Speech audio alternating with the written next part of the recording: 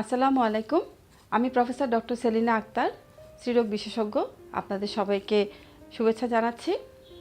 আমরা আজকে জানব যে জরায়ুর মুখের ক্যান্সার কাদের বেশি হয়। তার আগে জরায়ুর মুখের ক্যান্সার সম্পর্কে আমরা একটু জেনে নিই। জরায়ুর মুখের ক্যান্সার এখন সবারই মোটামুটি ধারণা আছে যে জিনিসটি কী। কারণ আমাদের মতো উন্নয়নশীল দেশে মেয়েরা সবচেয়ে বেশি যে ক্যান্সারে আক্রান্ত হয়ে মারা যায় সেটি হচ্ছে জরায়ুর মুখের ক্যান্সার। প্রতি 2 মিনিটে পৃথিবীর কোথাও না কোথাও মারা যাচ্ছে একজন নারী এই জরায়ুর মুখের ক্যান্সারের জন্য, এবং খোদ আমাদের এই বাংলাদেশে প্রতিদিন মারা যাচ্ছে 18 জন নারী এই জরায়ুর মুখের ক্যান্সারে আক্রান্ত হয়ে। আসলে আমরা জেনে নিই যে জরায়ুর মুখের ক্যান্সারের কারণগুলো কী। সত্যি কথা বলতে কি, জরায়ুর মুখের ক্যান্সারের কোনো নির্দিষ্ট পিন পয়েন্ট কোনো কারণ এখন পর্যন্ত আমরা বের করতে পারিনি। তবে ধারণা করা হয় যে জরায়ুর মুখের ক্যান্সারের প্রধান যে কারণ সেটি হচ্ছে এইচপিভি ইনফেকশন, যাকে আমরা বলে থাকি হিউম্যান প্যাপিলোমা ভাইরাস ইনফেকশন। এবং এই ইনফেকশনটি বলা হয় যে যৌন সংযমের মাধ্যমেই বেশি ছড়িয়ে থাকে। কিন্তু এছাড়াও যদি এইচপিভি ইনফেকশন আছে এমন কোনো জিনিসপত্র, যেমন টাওয়েল, আন্ডারগার্মেন্টস যদি অন্য কেউ ব্যবহার করে, তাহলেও কিন্তু সেই এইচপিভি ইনফেকশন দিয়ে আক্রান্ত হওয়ার সম্ভাবনা থেকেই যায়। সুতরাং আমরা দেখতে পাচ্ছি যে 70 থেকে 80% যে কারণে জরায়ুর মুখের ক্যান্সার হয় তা হচ্ছে এইচপিভি ইনফেকশন। এছাড়াও আরও কিছু কারণ আছে জরায়ুর মুখ ক্যান্সার হওয়ার জন্য, যে কারণগুলোকে আমাদের অবশ্যই মনে রাখতে হবে এবং তার দিকে মনোযোগ দিতে হবে। যেমন প্রথমেই আমি যেমন বলতে চাই যে বাল্যবিবাহ বন্ধ করতে হবে।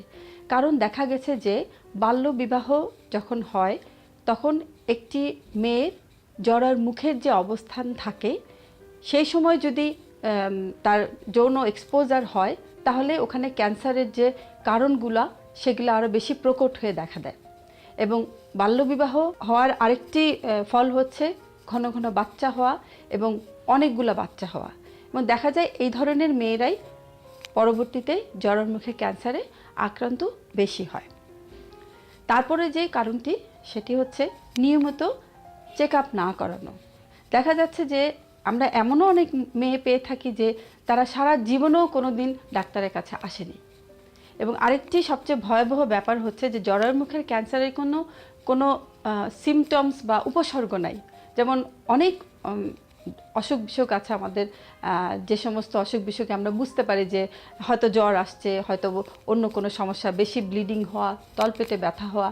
সবচেয়ে আশ্চর্যের কথা হচ্ছে জরায়ুর মুখ ক্যান্সারে তেমন কোনো উপসর্গ দেখা যায় না। যখন এই ক্যান্সার অনেক বেশি অ্যাডভান্স হয়ে যায়, সারা শরীরে ছড়িয়ে পড়ে, যখন আমাদের আওতার বাইরে এই রোগটি চলে যায়, তখনই দেখা যায় যে মেয়েরা সমস্যা নিয়ে আমাদের কাছে আসে।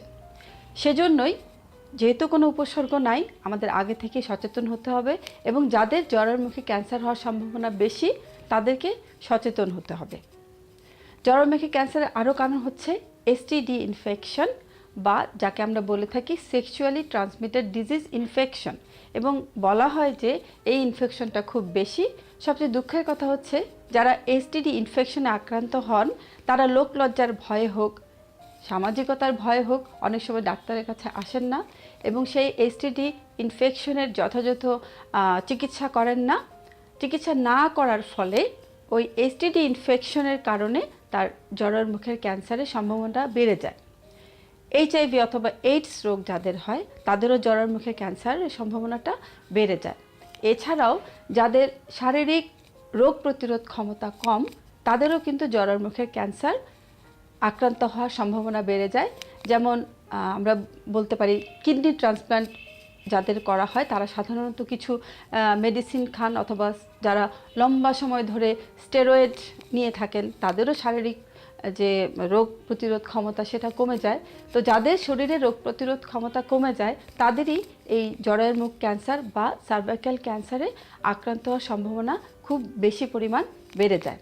এছাড়াও যদি কোনো পুরুষের একাধিক স্ত্রী সঙ্গী থাকে তাহলে সেই পুরুষের যে স্ত্রী থাকে তারও কিন্তু জরায়ুর মুখের ক্যান্সারের সম্ভাবনা বেড়ে যায়।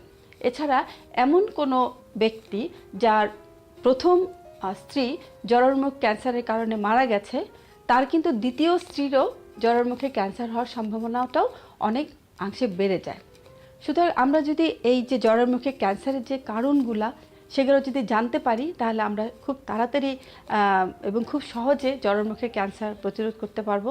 এখানে আমি আরেকটা কথা বলা হয়নি আমার, যে ধূমপান করলেও কিন্তু সার্ভাইকাল ক্যান্সার বা জরায়ুর মুখের ক্যান্সারের সম্ভাবনা বেড়ে যায়। কারণ ধূমপায়ীদের রক্তে নিকোটিনের যে পরিমাণ সেটা যদি বেড়ে যায়, সেটারও কিছু প্রভাব আছে জরায়ুর মুখে, যার জন্য জরায়ুর মুখের যে প্রতিরোধ ক্ষমতা সার্ভাইকাল ক্যান্সার অথবা এইচপিভি ইনফেকশন হওয়ার সেটার সম্ভাবনাও বেড়ে যায়। সুতরাং এই জরায়ুর মুখ ক্যান্সার হওয়ার যে কারণগুলো সেগুলো আমাদের প্রথম বুঝতে হবে, বুঝে সেভাবে তার প্রতিকার করতে হবে।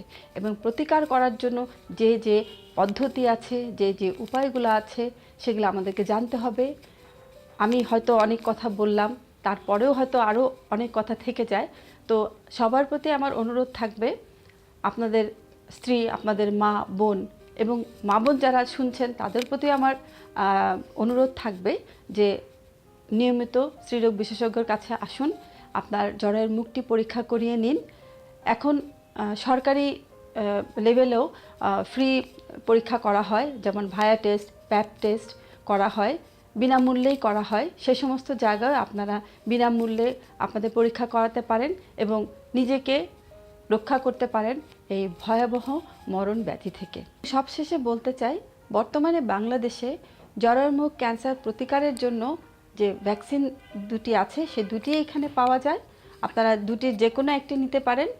এই ভ্যাকসিন নিলেও বলা হয় যে 70 থেকে 80% সম্ভাবনা আছে ক্যান্সার থেকে মুক্তি হওয়ার। সুতরাং আমরা যে জরায়ু ক্যান্সার থেকে রক্ষা পাওয়ার যে উপায়গুলো এক এক করে বললাম, আমরা যদি সবগুলো উপায় একসাথে করি, তাহলে সেই দিন খুব বেশি দূরে না যেদিন আমরা বলবো যে বাংলাদেশে জরায়ু ক্যান্সারের হার 0%। সবাই সুস্থ থাকুন, ভালো থাকুন। আজকে এখানেই বিদায়।